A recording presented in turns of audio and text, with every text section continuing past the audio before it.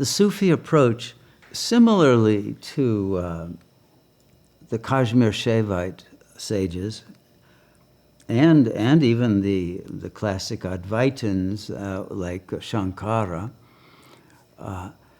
fascinatingly taught a double path. And that path is the path of simultaneous bhakti and jnana, the devotion to God and the realization of God as the self.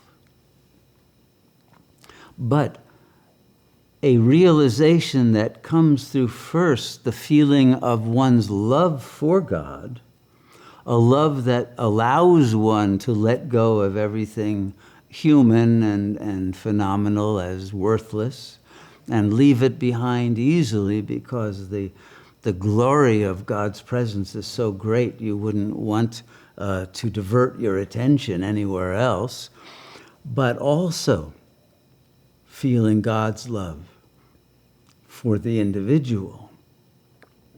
And it's this stereophonic love that we offer to God and we receive from God that creates a unified current of energy that becomes so powerful it cannot be broken.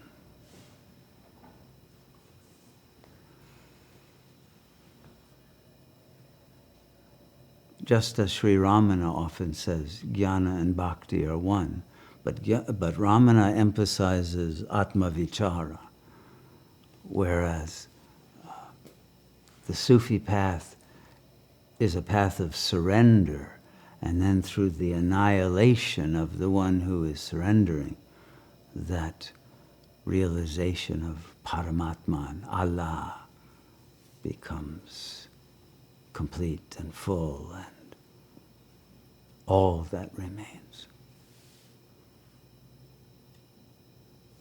But the love must be authentic and genuine and must be so powerful that it overrides all other concerns, all other values, all other desires, and enables the attention to focus on the presence of God within at such a deep level that one is touched by the ecstatic power of that presence that is undeniable. And it's no longer a matter of faith. It's no longer a matter of belief. It's no longer a matter of hope and of a separation that seems endless, but a union that has always been there, and that has only been forgotten temporarily, and once remembered again, can never be forgotten.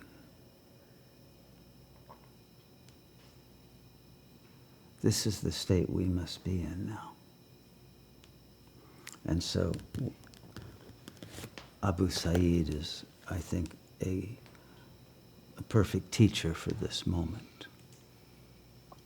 The name of the book, which comes from one of his poems, is Nobody, Son of Nobody, which I think expresses in a nutshell the whole message, because that's everyone's name. And everyone is without body, and we are children of the bodiless, infinite self.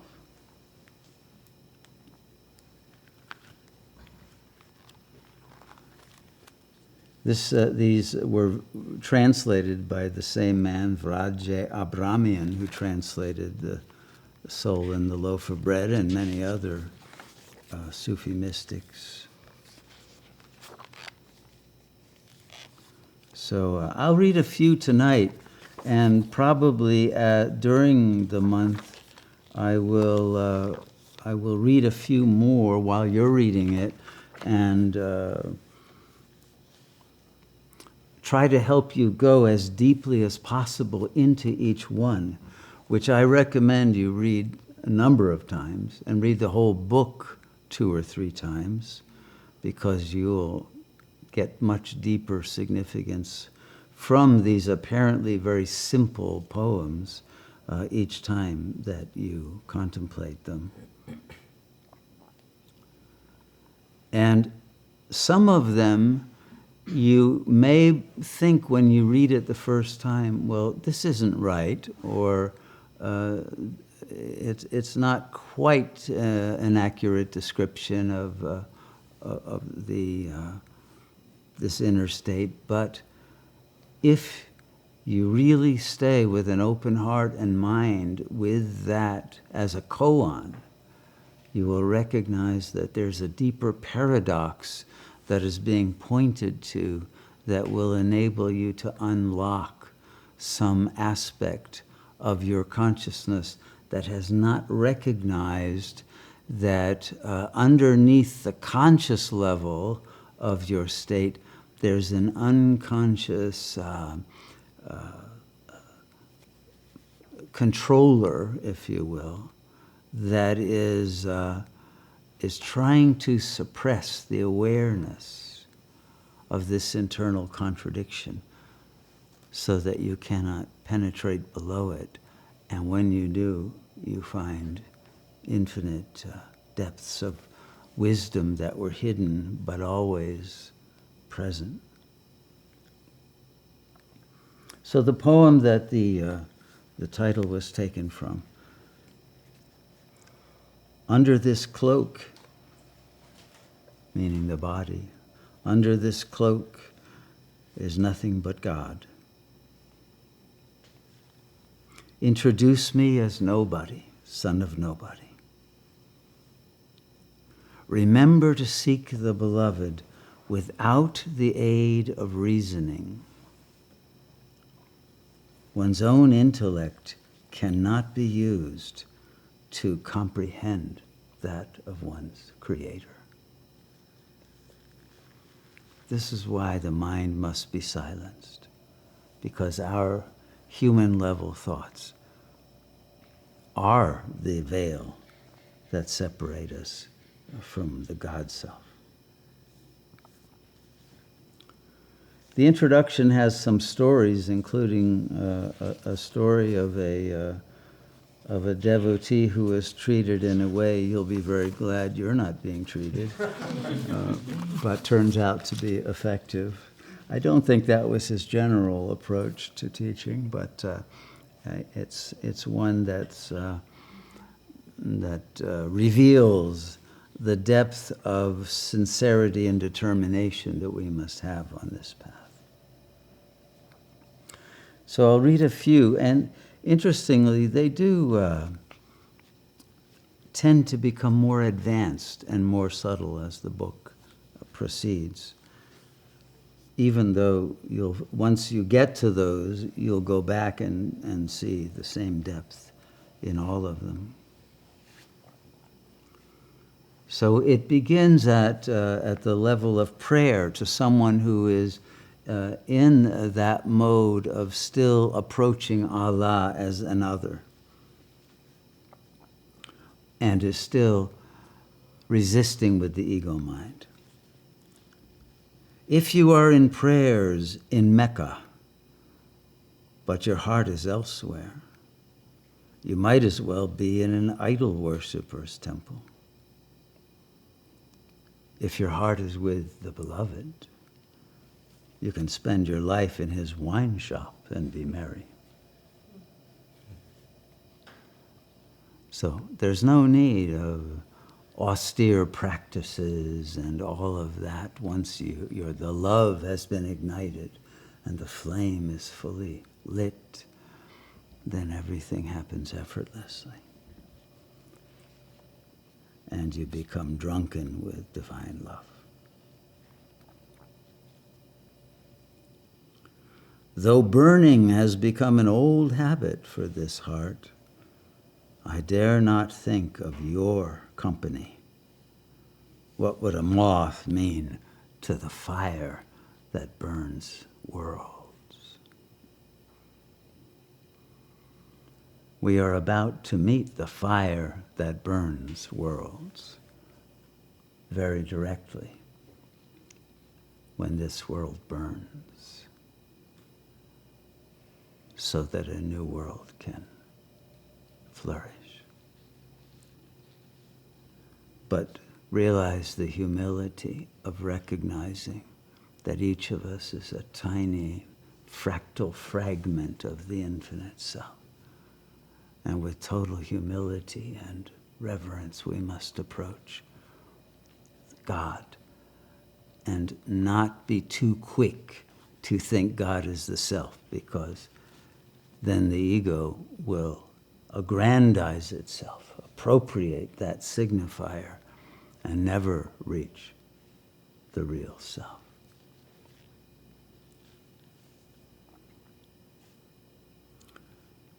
Beloved, show me the way out of this prison. Make me needless of both worlds. Pray, erase from this mind all that is not you. Have mercy, beloved. Though I am nothing but forgetfulness, you are the essence of forgiveness. Make me needless of all but you.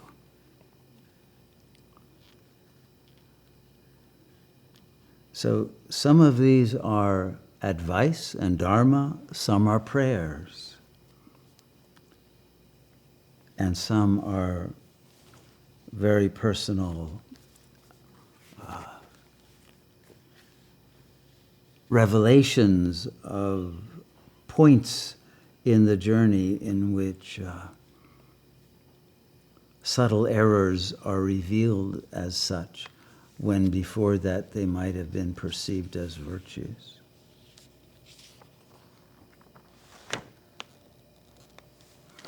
Here's one where I think he shows his humorous side.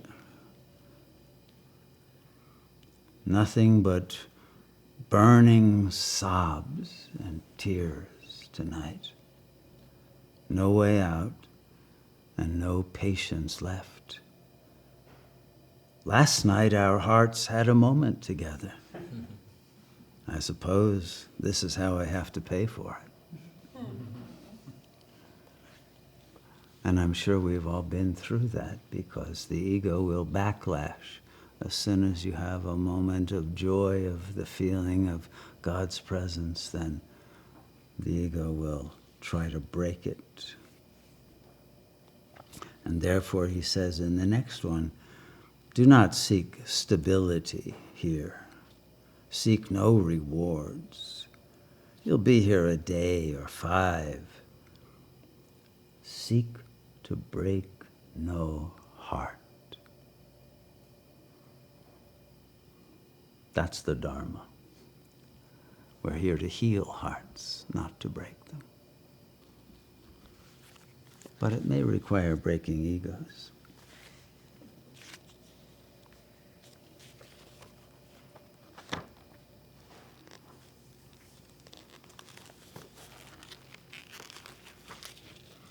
Are people finding the value in these? Yeah. I hope so. Detached you are, even from being, and this being is nothing but you. Unmanifest, yet the manifest is naught but your shadow. Moons, galaxies, and worlds have drunk from this cup, but the cupbearer is nowhere to be seen.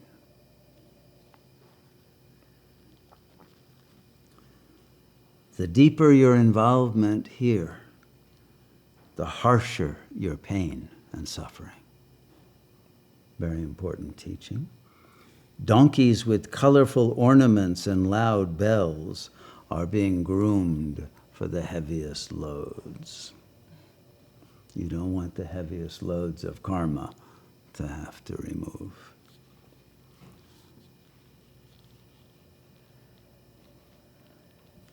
I think the point is clear enough.